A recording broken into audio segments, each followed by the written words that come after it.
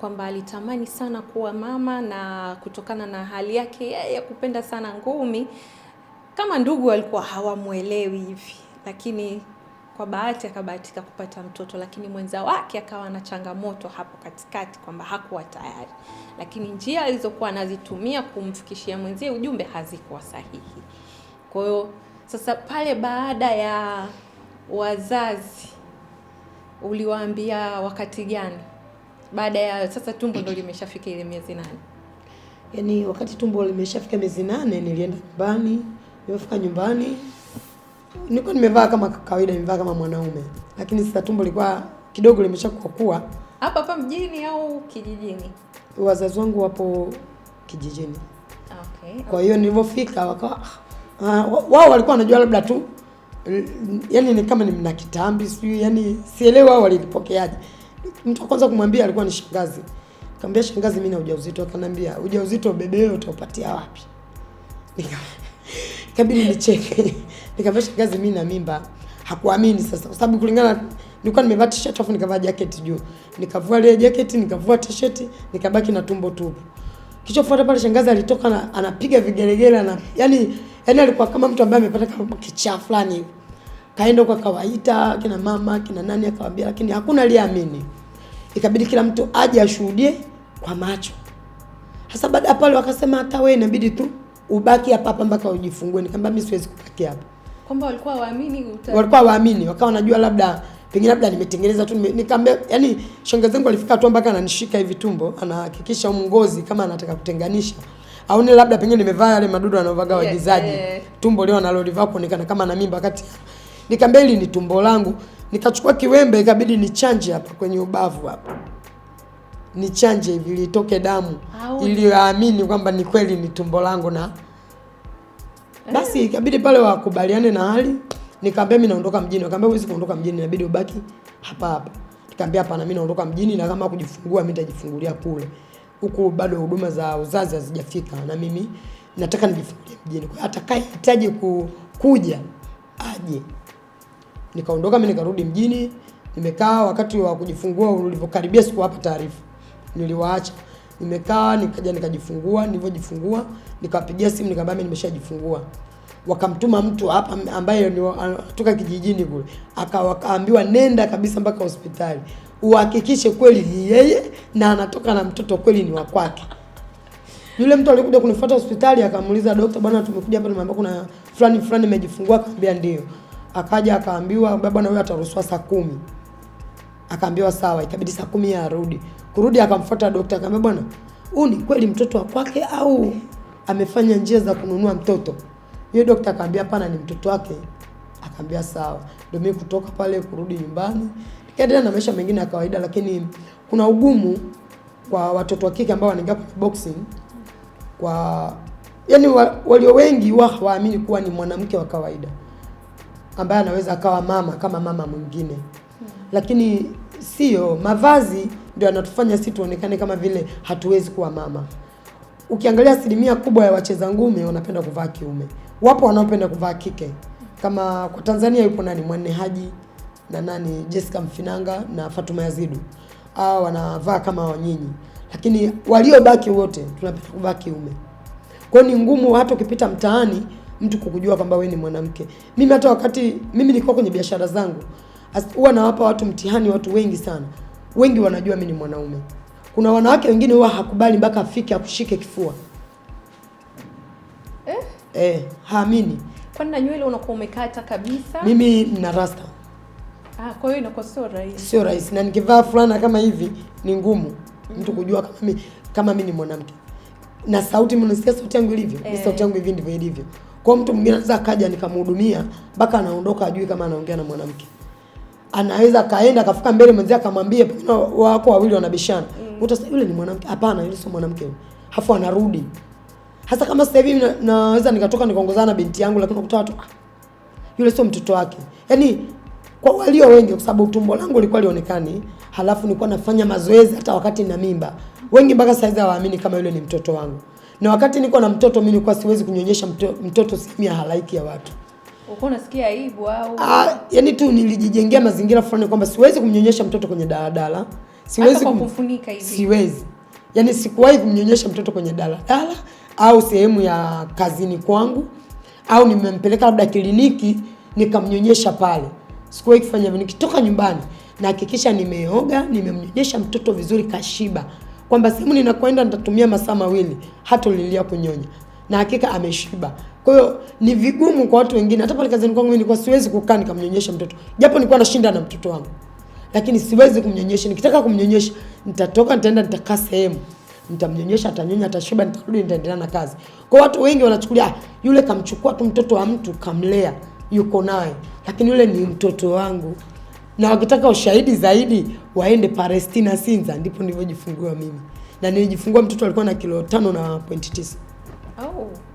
Kwa hiyo baada ya kujifungua ulikaa muda gani tena ndo ukarudi sasa kwenye mazoezi ya ulingo? Kwa kweli wakati nimetoka kwenye uzazi nilikaa siku 7 bila kufanya mazoezi aina yote. Lakini niliumwa mwili. Mwili uliniuma vibaya mno kwa sababu siku ya mwisho wakati naenda kupata uchungu na kwenda kujifungua, nakumbuka nilitoka Buguruni nikakimbia mpaka Kinondoni Mkwajuni. Ukiwa na mimba ya miezi 9 ambayo usiku nimeenda kujifungua. Yaani sio kwamba natembea, yani nakimbia ile nakimbia kabisa. Ile kutrot. Nimetoka Buguruni mpaka Kinondoni Mkwajuni. Nilipofika Kinondoni Mkwajuni nilichukua kamba, niliruka kamba kama dakika 20. Miezi 9. Ndio.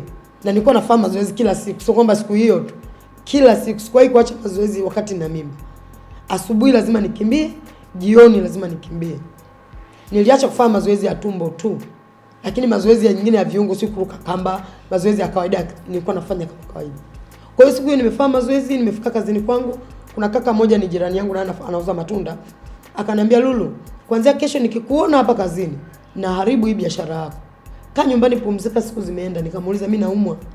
Akaniambia lazima ukae nyumbani. Nikamwambia mimi siwezi kaa nyumbani kwa sababu siumwi. Hafu mazoezi, acha pumzika. Nikamwambia mazoezi sio hayasababishi mimi kushindwa kujifungua. Akanambia hapana, uache mazoezi. Lakini mimi nilikuwa siwezi kwa sababu mwili ulikuwa unauma. Kwa nini nilipotoka kujifungua nikasema kwa sababu wanasema nitaumwa, acha nipumzike. Nilikaa wiki. Yaani ile wiki nilikuwa nikilala usiku mwili unauma kama vile mtu ambaye amepigwa na yani mfimbo nyingi, yani mwili unauma sana. Nikaona hapana. Sasa yule mama alikuwa ananihudumia wakati nimetoka kwenye uzazi, alikuwa ananichunga sana kwa sababu alikuwa anajua mimi naweza nikatoroka nikaenda mazoezini. Sasa kwa sababu tulikuwa tulali chumba kimoja, mimi nikaa natoroka saa 10 usiku. Naamka saa 10 namnyonyesha mtoto afu namwacha kitandani. Namwacha msichana kazi anamwambia funga mlango kwa ndani. Anafunga mlango kwa ndani analala na mtoto afu toka Roadway. Nilikuwa nakaa Tandale. Maeneo ya TANESCO pale. Kwa nilikuwa natoka pale TANESCO na kuja mpaka hapa nje panda kwenda Sinza hapa. Naenda mpaka Ubungo. Nikifika Ubungo narudi. Napitia Manzese. Manzese naenda mpaka Kinondoni hapa Magomeni kanisani. Alafu narudia Tandale narudi nyumbani. Mpaka saa 12 kamili ndio nimesharudi. Na maana yule mama alikuwa hajaamka. Na majirani wengi pale wanachelewa kuamka. Kwa mimi natoka wamelala, afu narudi wamelala. Nimeshaenda rudi wewe tayari narudi. Naingia ndani, nachukua maji naingia bafuni naoga. Yeye anajua mimi naoga kawaida kumbe mimi nimetoka rudi wewe nimeshamaliza. Sasa uko vizuri. Nilikuwa naona mwili unauma. Kwa hiyo nimefanya ile karibu kama siku ngapi kabla sijamaliza 40 hapo. Kama wiki 3 hivi. Hasa ile wiki ya 4 sasa nimetoka ile na nikawahi kurudi. Nilitoka saa 9:30. Ile narudi saa 11:15. Nimeshamaliza rodi kinarudi. Yule mama anatoka anaenda kujisaidia. Nikakutana naye mlangoni. Yaani nafungua mlango tu na yeye anatoka. Nimeloa nguo zote. Akaniambia wewe unatoka wapi? Nikamwambia natoka mazoezini. Akaniambia Mungu wangu, utaumwa? Nikamwambia hapana mama, siwezi kuumwa. Akaniambia hapana, bado wewe ni mzazi. Lakini toka nilivyoenda hivyo mwili wangu ndio ukawa uko sasa vizuri. Sijai kuumwa, si mgongo, si nini. Kabla tujamaliza kwa sababu ndo tunakaribia kumaliza kipindi, labda kwa sababu huku tuambia pale mzazi mwenzio ilikuwaje baada ya kumuona daktari anatoka damu, ulimalizana naye vipi ama naye ndo pale alikimbia na kupotea kabisa? Yeye pale alikimbia. Alivyokimbia mimi nilipotoka pale nikamfuata nyumbani kwake moja kwa moja. Nikamkuta yupo nyumbani kwake. Alivyoniona naingia akafunga mlango kwamba nisiingie ndani kwa sababu alijua labda mimi naenda kumshambulia kumpiga nini. Nikamwambia fungua mlango, akakataa. Alipokataa mimi niligeuka pembeni, nikakuta kulikuwa na chuma fulani kimewekwa chini hivi uani kwao. Kachukua kile chuma, nikapiga mlango ukafunguka. Nikaingia ndani, nikamkuta. Nikamwambia tumekutana wawili sasa. Umekimbilia huko. Shida nini? Kulea au unachoogopa wewe ni nini? Mimi siko tayari kulea, si nini. Nikamwambia sikiliza. Mimi shida yangu sio wewe ulee. Nachotaka tukubaliane kitu hichi kimoja. Sio nataka kutoa. Ina maana uue ili usiwe na mtoto, si ndio? Ungetaka labda mahusiano na mimi yaendelee. Sasa ya nini wakati uhitaji mtoto? Mimi nahitaji mtoto. Nachotaka kitu hichi kimoja ili tusije kusumbuana baadaye. Sababu mimi mtoto wangu namhitaji na bado nahitaji kumlea. Sababu siwezi kujua baadaye atakuwa nani. Nachokitaka kitu hichi kimoja. Wakati huo mimi nimeenda na rafiki zangu hao wawili. Kamba nachokitaka mimi kitu hichi. Kuna karatasi hapa na peni. Nataka uandike mwenyewe kwa maandishi yako. Kwa huyu mtoto wewe humuhitaji na wala hata aje awe nani, hata akueje. Humuhitaji wala humtambui. Ili mimi karatasi ya kumbukumbu yangu. Tusije tukafika baadaye mimi nimeteseka peke yangu, nishalea mtoto kashakuwa. Hafu uje uanze kuniita kwamba yule ni mtoto wangu. Uje tuanze kusumbuana, sio kupelekana mahakamani, sio kupima DNA. Hicho kitu sikitaki. Mathalan umeamua mwenyewe kwa akili zako timamu. Ukiwa na akili zako timamu, una mawazo yako yaliyokamilika. Basi andika kwamba huyu mtoto wewe umtambui na sio wako. Ili karatasi mimi iwe ndo kumbukumbu yangu. Hata mtoto wangu akija kuwa mkubwa aniambie mama namtaka baba, nitampa hii karatasi. Kwa hiyo akisoma kama ana akili za kumuelewa atajua ni nini kimeandikwa hapa. Kwa uoga na kwa sababu alikuwa anaogopa, akachukua ile karatasi ile akaandika. Alipoandika nikamuuliza umeandika ukiwa na akili zako timamu? Mimi nimeandika tu, lakini si ile. Nikamwambia soma tena afu niambie umeandika ukiwa na akili zako timamu? Na hapo chini umaliza kuwa umeandika ukiwa na akili zako timamu. Akaandika. Alipoandika nikamwambia nakuitia mjumbe wako asaini. Sio tuende tu mimi na wewe mjumbe wako asaini. Mjumbe alipokuja akakataa kusaini. Nikamwambia mimi si saini kwa sababu huyu anaweza akageuka baadaye. Nikamwambia akibadilika hiari yake, lakini wewe unachotaka ufanyeje? Usaini. Yule mjumbe kwa sababu alikuwa ni mtu mzima akakataa. Sasa bwana mimi hapa si saini. Ila kwa sababu kaandika mwenyewe kwa maandishi yake, weke sahihi yake hapo chini. Mimi siku ya siku ikitokea nikiwa bado na uhai, mimi nitatoa maelezo haya kulingana na ilivyo.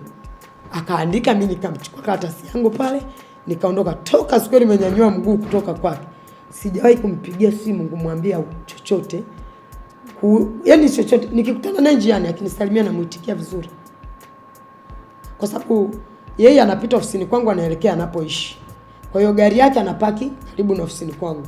Yaani ilipo ofisi yangu kwa nyuma kuna sehemu ya parking ya magari. Kwa ni lazima apite pale. Hasa unakuta muda mwingine anapita anamkuta mtoto anacheza. Unakuta anakuja anapita na ile gari anafika sehemu afu kama mtu ameduaa hivi kwamba kuendesha gari anatamani, kusimama kuongea anatamani, lakini hawezi kwa sababu ashajifunga mwenyewe. Kwa unakuta anasimama anaendesha gari kwa gari inaenda mbele anageuka anaangalia pembeni. Lakini sio wake tena. Ina maana tayari alishakuwa na maamuzi ambayo aliona yeye ni sahihi. Mimi yani kama kuna kitu ambacho naweza nikagombana na mtu ni kuhusu mtoto wangu. Ninampenda vibaya mno kwa sababu kwanza jamii inavyonichukulia mimi na nichukulia kama mama fulani ambaye siwezi kulea mtoto. Ni mtu ambaye yani wanatuchukulia tu vile wanavyojua wao.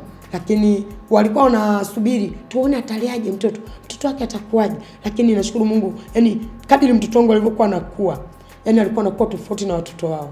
Alikuwa anakuwa na afya nzuri, anakula vizuri, hata shule anaenda shule, lakini uelewa wake na watoto wengine ni tofauti. Mimi mtoto wangu ana miaka 2 na miezi 2, lakini nikimpa kitabu ana uwezo wa kukuonyesha kila mnyama na jina lake. Anakusomea ABCD mpaka mwisho. Anakuimbia wimbo wa taifa beti zote 2 pasipo kuchanganya hata neno moja. Lakini unaweza kumweka na mtoto wa darasa la 4 akusomee ABCD akashindwa. Akuimbia wimbo wa taifa anyooke anashindwa. Lakini yule mtoto anakuimbia vizuri kabisa.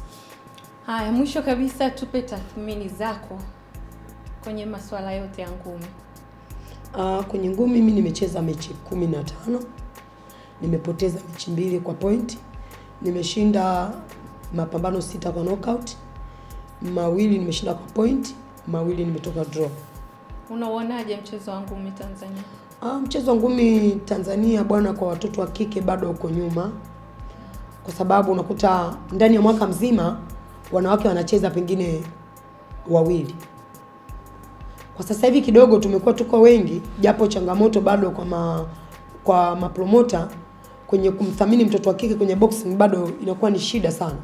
Ili upate mechi ni wewe uanze kumtafuta promota ambaye umejua ana mechi, labda Mwakinyo labda atapigana mwezi fulani na mtu fulani. Hamna buti ya kike hapo. Kwa wewe uanze kumbembeleza yule promota na wewe upate kucheza. Na kuna mawili, anaweza kukwambia sawa nitakuwekeni fight lakini mcheze bure. Kama mtalipwa, ina maana mtalipwa robo ya ile pesa ambayo wanalipwa wanaume. Japo mnacheza round sawa na ngumi ni zile zile. Kwa hiyo ngumi imekuwa ni nyuma sana. Afadhali ya promoter huyu ni Captain Semunyo kidogo, ambaye amechezesha mkanda Queen of the Ring Jumapili iliyopita. Yeye toka aliingia kwenye ngumi kidogo amekuwa tofauti na mapromota wengine. Wakati andaa mechi yake anaweza kuweka buti za kike 2 au 3. Kama hii ya juzi ndo aliweka buti za kike 8. Ina maana kwa Tanzania ndo mara ya kwanza. Yaani tunaweza kusema kama ndo kufulu. Yaani kwa Tanzania ndo mara ya kwanza, na ni mara ya kwanza Tanzania wanawake kuchezea ubingwa. Haijawahi kutokea, hii ndio mara ya kwanza. Kwa hiyo tumejivunia yeye kwa kweli. Kwa mimi binafsi, kwa sababu mimi kwenye ngumi kwa upande wa wanawake wanaocheza kwa sasa hivi, mimi ndo mkubwa kuliko wao, niseme hivyo. Kwa hiyo ninamshukuru kwa niaba ya wenzangu kwamba ametufanyia kitu kizuri, ameleta changamoto, amewaonyesha mapromota wengine kwamba kuna wanawake wanaweza. Na naamini watu wameona ngumi zilizochezwa siku ile, watu wamecheza vizuri kuliko tabuti za kiume zingine. Kama Menikadi imechezwa vizuri sana, kwamba wamecheza vizuri, kwamba tunaweza, lakini hatupewi kipaumbele na hatupewi nafasi. Kwa hiyo hii ni nafasi hata kwa wadhamini, kwa waandaaji, mkajitokeza kwa wingi ili pia tukaangalia namna ambavyo tunaweza tukasaidia kwa upande wa wanawake wakajitokeza kwa wingi zaidi. Kwa hiyo kama na wewe pia upo na unapenda mchezo wa ngumi, usisite kuingia ulingoni. The XO